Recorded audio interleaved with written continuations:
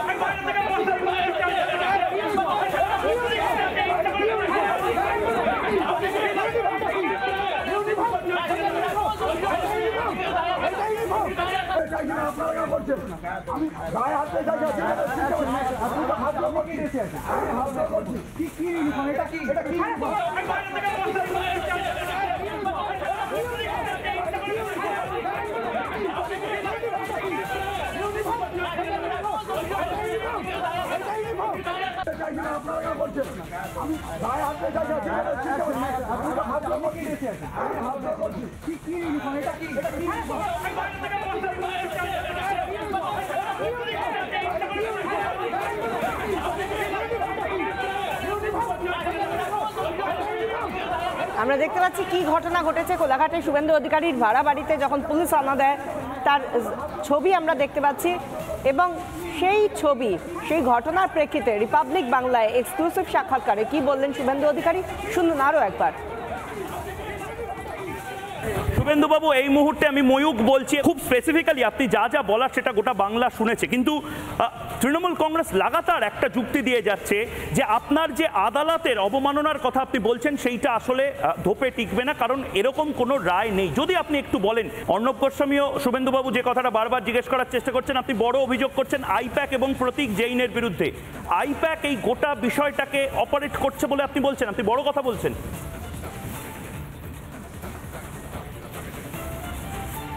আমি তো একটু আগেই অর্ণব গোস্বামীজিকে বললাম, উনি লিঙ্কটা খুঁজতে চাইলেন। আপনারা জানেন যে 21 সালের আগে দিদিকে বলো যে প্রোগ্রাম চলতো, সেই সেম নাম্বারটাকে মুখ্যমন্ত্রীতে বলো কনভার্ট করেছে।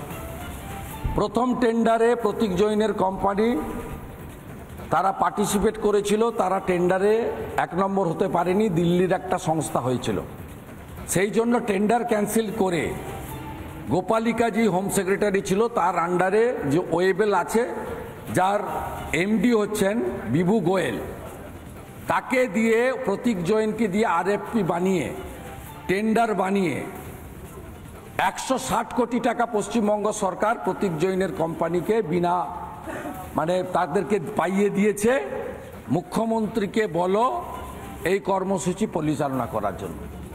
পশ্চিমবঙ্গের জনগণের ট্যাক্সের টাকা প্রত্যেক বছর 80 কোটি টাকা করে 160 কোটি টাকা দেওয়া হয়েছে আইপ্যাককে। মুখ্যমন্ত্রীকে বলো একটা কনসালটেন্সিকে টেন্ডার দিয়ে 160 আমার কাছে পুরো ডকুমেন্ট রয়েছে কিভাবে টেন্ডার নর্মস ভাইলেশন হয়েছে, প্রথম টেন্ডার ক্যান্সেল হয়েছে। চিটিংবাজ প্রতীক জৈন, তার লোকেরা এখানে এসেছে এবং তাকে সাহায্য করেছে সৌম্যদীপ ভট্টাচার্য যেখানকার এসপি। আর এই রেডে নেতৃত্ব দিয়েছেন সার্কেল ইন্সপেক্টর চম্পক চৌধুরী, যিনি একজন নটোরিয়াস ইন্সপেক্টর, নন্দীগ্রামে গণহত্যার সময় নন্দীগ্রাম থানার ওসি ছিলেন। আর একজন সৌরভ চীনা। এবং আমি যে ভিডিও এতজনকে নিয়ন্ত্রণ করে একটা বেসরকারি সংস্থা কি করে এতজনকে নিয়ন্ত্রণ করে? অভিষেক বন্দ্যোপাধ্যায়ের নামও আপনি বারবার বলছেন। আইপ্যাক তৃণমূল বলে কিচ্ছু নেই, তৃণমূল বলে কিছু নেই। ভাইপো আইপ্যাককে দিয়ে চালায়, আর চোর মমতার পুলিশ আইপ্যাককে সাহায্য করে। শুভেন্দু অধিকারী, আপনার জেলাতে আপনি জানেন আমি আমার এখানে রেড করার আগে ইসকন মন্দির রেড করেছে। ইসকন মন্দিরে রেড করেছে? ইসকন মন্দিরে গেছে, সেখানে নাকি আমি টাকা লুকিয়ে রেখেছি। হ্যাঁ, কোথাকার ইসকন মন্দিরে? জগন্নাথ দেবের মন্দিরে গেছে, সেখানে নাকি বিজেপি মেছেদার। বড় অভিযোগ আপনি দেখুন, no search warrant, no ECI person, no videography. কিন্তু এটা করাতে কি আপনারা একটু ব্যাকফুটে চলে গেলেন না? মমতা ব্যানার্জি সন্দেশখালীর রেড বলতে পারেন। হ্যাঁ, আপনাদের এভাবে শুভেন্দু অধিকারীর বাড়িতে রেড করলো, এটা তো তৃণমূল কংগ্রেস বলছে এটা হওয়ারই ছিল। সামনে নির্বাচন, তার আগে এভাবে রেড করা এটা হওয়ার ছিল, খালি হাতে ফিরলো কেন? এই বাঁদরগুলো, এই যে মমতার এই বাঁদরগুলো খালি হাতে ফিরলো কেন? এটা মেদিনীপুর, আমার নাম শুভেন্দু অধিকারী। এটাতে ভারতীয় জনতা পার্টির প্রতি মানুষের সমর্থন আরো বাড়লো। এখানে যে আক্রমণ করবে, এখানকার জনগণ আক্রান্তর পক্ষে থাকে। অমিত শাহ আপনাকে টেলিফোন করেছিলেন, আপনি বললেন, অমিত শাহ কি বললেন আপনাকে? কলকাতা ল্যান্ড করার সাথে সাথেই ফোন করেছেন এবং তিনি ব্যবস্থা নিয়েছেন। এবং আমাদের যিনি ইলেকশন কমিশন দেখেন, মাননীয় ওম পাঠকজি, তিনি আমার কাছ থেকে সমস্ত CCTV footage, relevant papers, facts এবং হাইকোর্টের অর্ডার, যে অর্ডার 19 মে 2022 মাননীয় জাস্টিস রাজাশেখর মান্থা দিয়েছিলেন আমার নন্দীগ্রামের অফিস রেড করার পরে, without the leave from the Calcutta High Court, এটা কমিট করেছিলেন তৎকালীন এজি গোপাল মুখার্জি। শুভেন্দু অধিকারী, আমার শেষ প্রশ্ন আপনাকে, কোথাও গিয়ে মনে হচ্ছে ইসিআইতে কমপ্লেন হয়েছে? শুভেন্দু অধিকারী, কোথাও গিয়ে কি মনে হচ্ছে যে রামকৃষ্ণ মিশনও নিজেদের অবস্থান স্পষ্ট করলো? তারাও বললো যে আমরা এই ধরনের কোনো বার্তা দিই না কোনো নির্দিষ্ট রাজনৈতিক দলকে সমর্থন করার। ইসকন নিজের অবস্থান স্পষ্ট করেছে, ভারত সেবাশ্রম সংঘ নিজের অবস্থান স্পষ্ট করেছে। মমতা বন্দ্যোপাধ্যায়ের চাপে সনাতন হিন্দুরা তারা জেগে উঠছে, সে কারণেই কি একেবারে দৃষ্টি ঘোরানোর জন্য শুভেন্দু অধিকারীর বাড়িতে এই ধরনের সার্চ? উন্মাদের মতো করেছে, ভুল করেছে। খেসারত তৃণমূল কংগ্রেসকে 25 মে এবং 1 জুনের ভোটে দিতে হবে। আপনি আশাবাদী? খেসারত দিতে হবে। খালি হাতে চোরের মতো ছুটতে ছুটতে পালিয়েছে। আমি যখন ঘাটালের প্রোগ্রাম যেতে পারিনি, কেশপুর থেকে সরাসরি পৌঁছাই, ছুটে ছুটে পালাচ্ছে পুলিশের লোকেরা, ছুটে ছুটে পালাচ্ছে, আর হাজার হাজার জনগণ তাদেরকে তাড়া করছে কোলাঘাটে। মাতঙ্গিনীর মাটি, এই মাটি মাথা নত করতে জানে না।